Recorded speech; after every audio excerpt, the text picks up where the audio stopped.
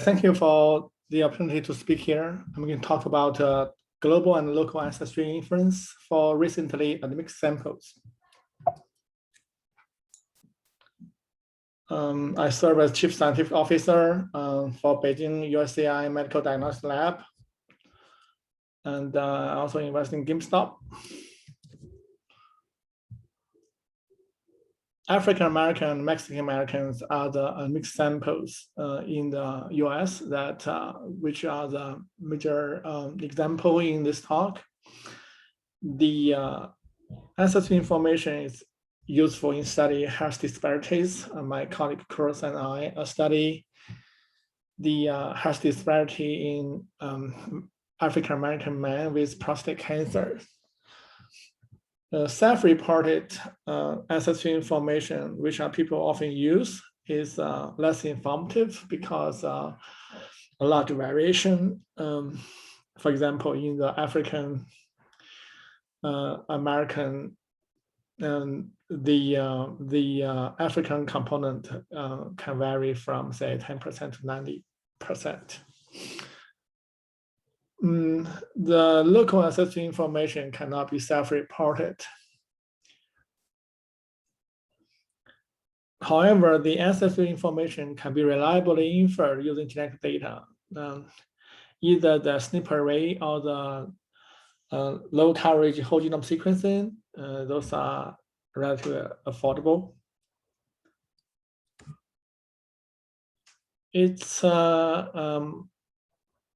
It can be very helpful to understand the a generative model. These are the two-way administrator called one-pulse administrator model. We have two source populations that come together at one time. They are admixed, and after the few generations, the recombination break down those ancestral segment into smaller pieces, and the more admixed generation, you expect to see more finer segments, so that this ancestral tract length is informative to the admixed generations.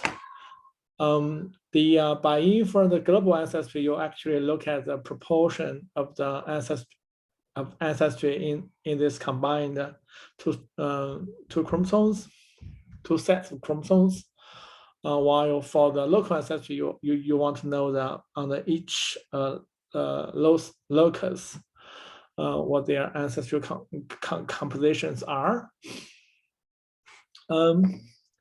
The original source population and the current source population, they might differ slightly due to selection or drift. So you have two ways to infer the global ancestry. One is infer the local ancestry, and then average the local ancestry across the genome. This is my favorite way to estimate the global ancestry. The other is treat this as a mixture problem, a classical mixture problem, and write the composite likelihood. And the reason called composite likelihood is because across loci they are independent, but you assume they are independent for simplicity. But there are theorem to guarantee that the mean is correct. So the only slight complication is that you have to model the alleles in the genotypes instead of genotype in the whole, because two alleles in one genotype, they might come from different ancestry, and you optimize this likelihood over the alpha k, you can get the global ancestry estimates. A slight complication is that the allele frequency you might need to estimate. That will increase the dimension of the problem dramatically. And this model is used by structure and ancestry. Both programs can estimate global ancestry very well. In our study, we of course used the estimates of the local ancestry and averages local ancestry and to obtain the global ancestry. And when we study the Mexican samples, we can actually plot in the their ancestry, their global ancestry in the triangular plot by taking advantage of the fact that if you have an equilateral triangle and each inner point, the sum of the distance to the 3 edge are the same, no matter where you are. So that if you you can use the fact that for each individual there are 3 components up to 1, and the plot the global ancestry into this triangle.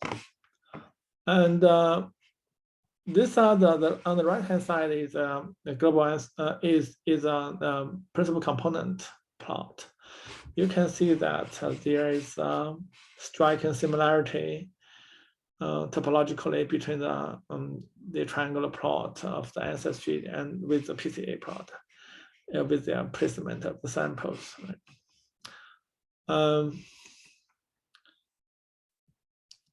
This is another larger data set. You can see that it's even more striking, the similarity because of the overall shape.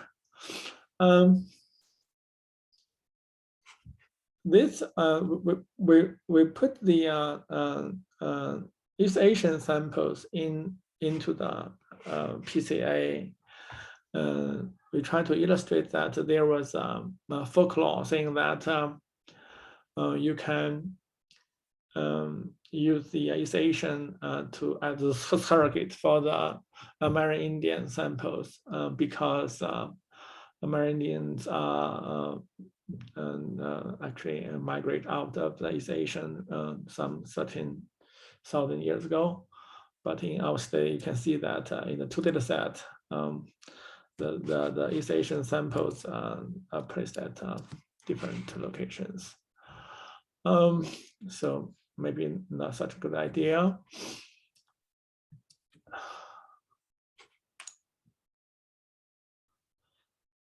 The local ancestry inference can quantify the ancestry at each locus, or each gene, if you will, and it is much more useful in my view for genetic association mapping, and local ancestry can also be a signature of recent selection. We'll see an example. And in general, the local ancestry inference require training data from source populations. There are exceptions. We will talk about that. So we developed a method to infer the local ancestry. It's called efficient local ancestry inference. It's based on the 2-layer model. The idea of the 2-layer model is try to mimic the coalescence with recombination in a very crude way, but it appears to works. Also, you can think of that we put structure on the haplotypes. So this colored clusters are ancestral haplotypes. Those gray clusters actually put structure on these ancestral haplotypes, and this ancestral haplotypes emit the observed haplotypes or the genotypes. And if you look at on each locus, look like a tree, and across locus, the tree differ. So if you look at this haplotype, they actually switch the ancestry clusters.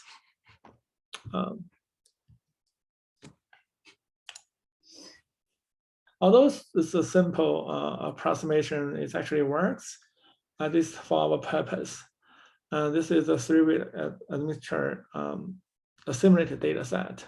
The black lines are the truth, the blue lines are the inferred value, and the gray bar are the uncertainty measurement.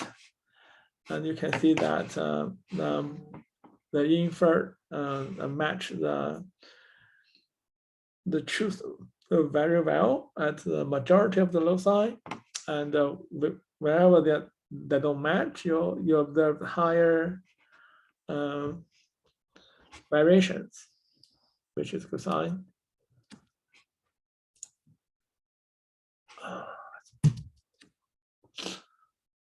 This can local ancestry can also be used in the association mapping. This is the Mexican lipid study, and we reanalyze use ALI. And the largest deviation between the mean ancestry dosage in the cases and the mean ancestry doses in the controls of the Amerindian component is on the chromosome 11, and this is adjacent to a gene called ApoA5. One may argue that you have a rather large region that has a difference in the ancestral allele dosages. So the locating, which make locating gene is more difficult. And you can actually combine the local ancestry with the SNP information in a way such as the local interaction between genotype and their ancestral haplotype background to make the method more powerful. So there are quite a few local ancestry inference software out there, and here are the advantages of our method, ALI. It can cleanly handle multivariate nature. It can handle missing data. It can directly work with diplotype data that require face. It doesn't require known genetic map. You can average over multiple choice of mixed generations to relax the assumption for the made in the single pulse model. I receive a lot of email inquire about their usage in the fruits, in the animals, and in birds. And my favorite one is in the tomatoes. Because over there they do not have they usually don't have the phased samples, and their genetic map are not as detailed as human.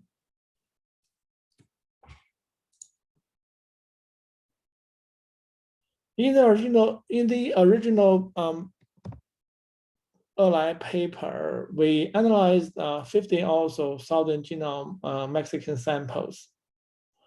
And we discovered a rather striking, strong selection signal, which is this is their African ancestry, significant departure from the global average, which is about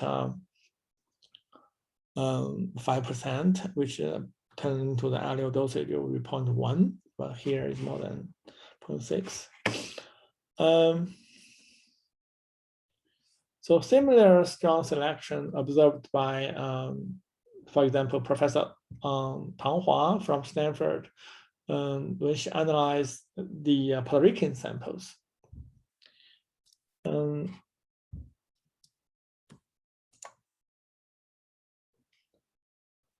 So soon after we published the paper, I was alerted by a colleague to read this paper.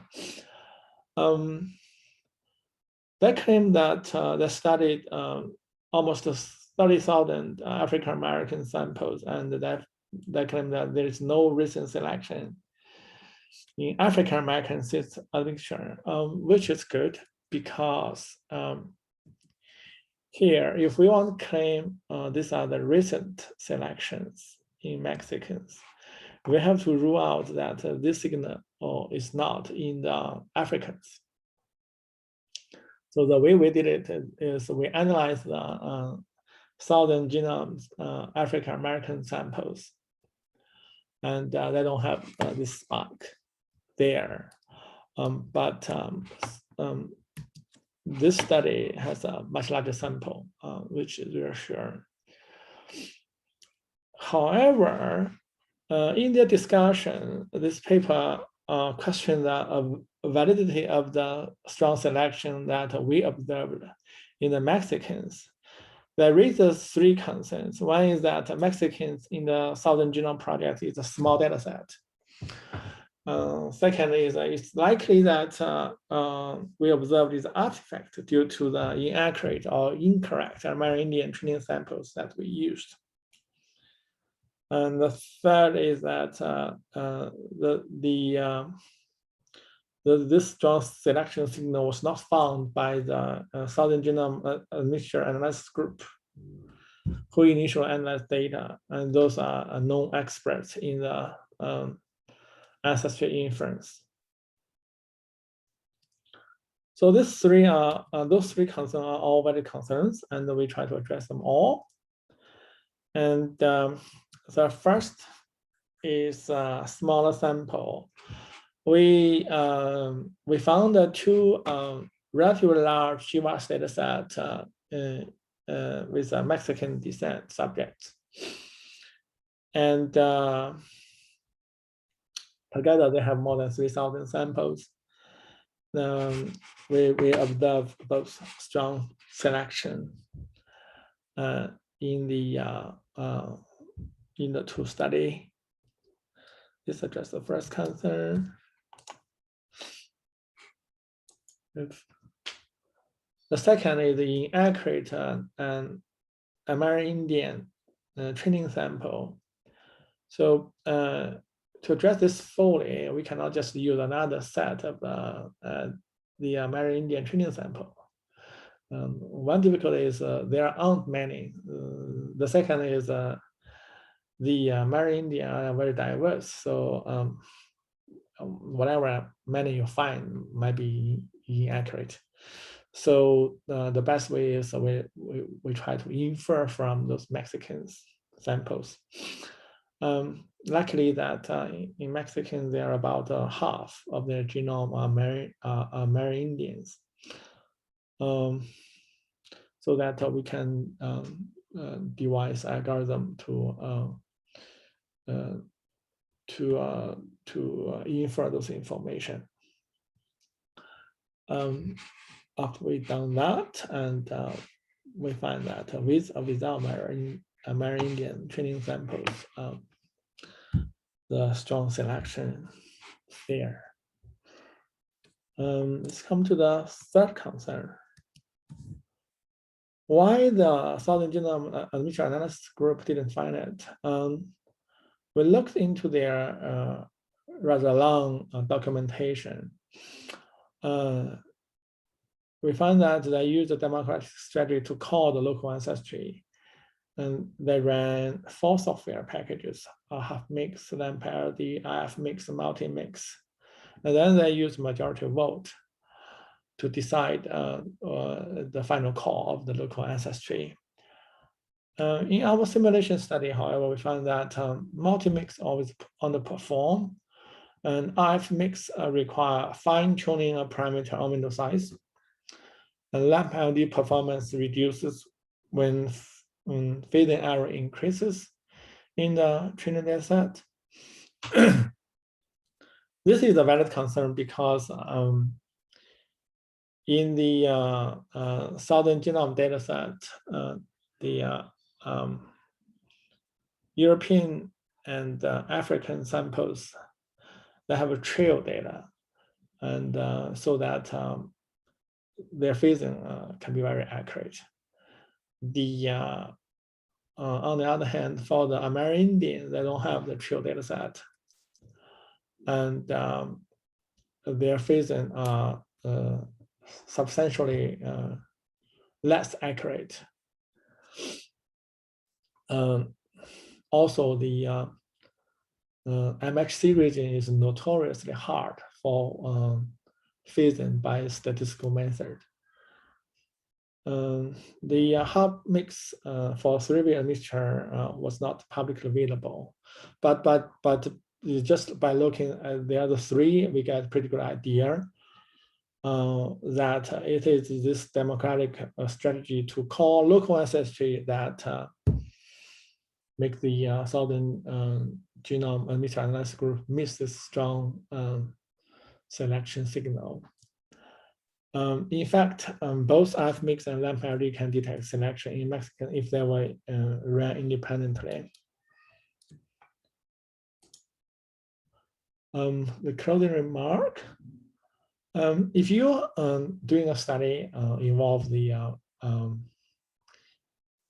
African American or Mexican American, you need to consider genotyping your samples and estimate the ancestry instead of relying on the self-reported ethnicity. Second, it will be like find a local collaborator or collaborate with special with expertise in the ancestry inference. You can see that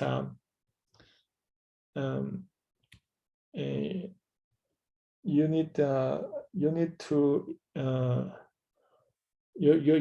be knowledgeable to run those softwares correctly, I think.